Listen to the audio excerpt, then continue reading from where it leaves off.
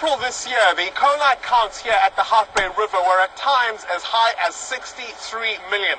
There was effluent flowing here from Imizamo Yetu, and it was all going into the sea. So basically anyone playing on this beach or crossing where the river meets, animals, children, they were all at risk.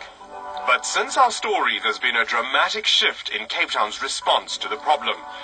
Dr. Justin O'Ryan, a Hartbay resident and member of the Suburbs Environmental Committee, inspects the outlet pipe every morning and evening on his way to work and is very upbeat about the improvements. The city realized that they had a real problem here, and they resolved it with two things. Maintenance frequency increased dramatically, and then secondly, Talcott Percent, who's the guy on the ground here, he got that system running perfectly by putting in grates and filters, and as a result, that pipe has stopped flowing largely, which means that the river is no longer receiving approximately 80,000 litres of contaminated water per day. And so there's been a dramatic improvement in the water quality. If Justin sees the pipe flowing, he calls the council and they come out immediately to fix it. The city of Cape Town has kept its focus on improving its water quality. 3 out of the 6 defective sewage plants across the Cape Flats are now up to spec. An independent study of the rivers was commissioned, and epidemiologist Dr. Jo Barnes was included as a leading player. Until recently, she says she was persona non grata because of her outrage about the shocking state of most of our rivers. A very thorough scientific study has been done, and priorities are being set for the worst affected areas. We just have to now wait and see how much political muscle and financial muscle the city will be willing to put behind the findings to make changes. I'm back at the Plankenberg River in Stellenbosch. This is the one that stank so badly the last time I was here. It was like an open sewer. And the only answer the municipality had for residents was wait till the rains come to flush out the effluent. Well, the water is flowing and the stench is gone, but the pollution remains. Although it has to be said, there's been a dramatic change in the way the crisis is being dealt with. There's a great sense of enthusiasm, and what is even more refreshing, a great sense of honesty about the problem. For the first time in a decade and a half, we are getting people who are willing to admit that the system is problematic in many places. Brett Kaiser is the new manager of water and wastewater for the Stellenbosch municipality. When he was hired, he discovered that the 7 treatment plants had not been serviced in 15 years, and that he was the only qualified wastewater engineer. The municipality now has a plan of action which should get things on track in the next 3 to 5 years.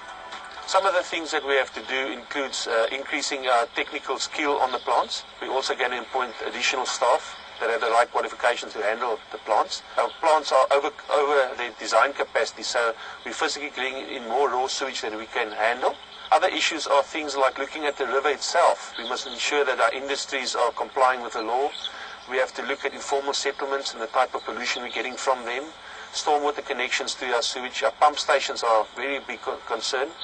Brett also found himself faced with a court interdict from the Department of Water Affairs threatening legal action because of the effluent being pumped into the Easter River.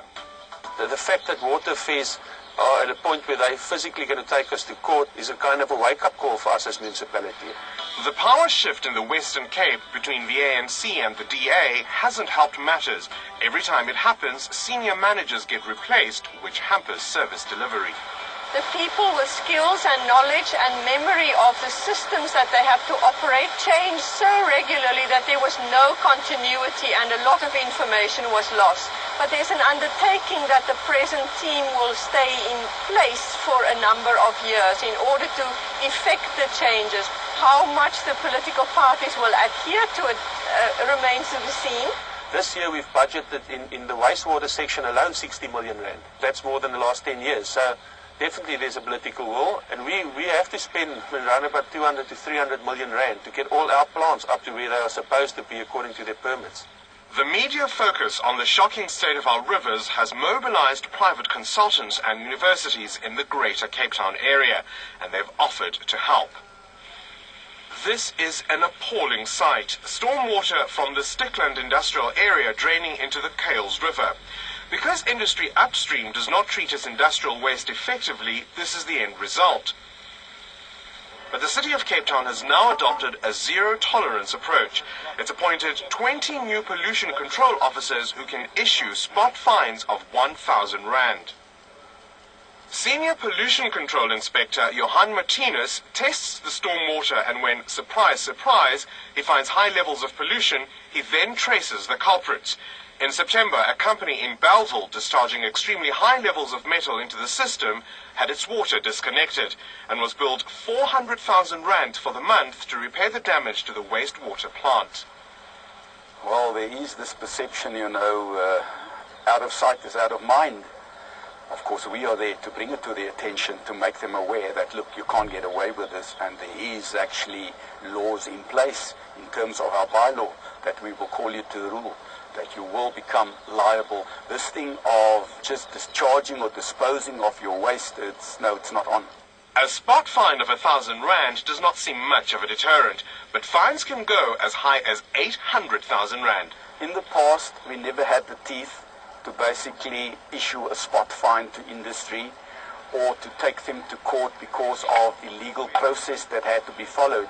We can proudly say that we have the necessary power to go into an area, to investigate a problem, and to take the necessary action to get compliance by issuing of fines or to take them to court.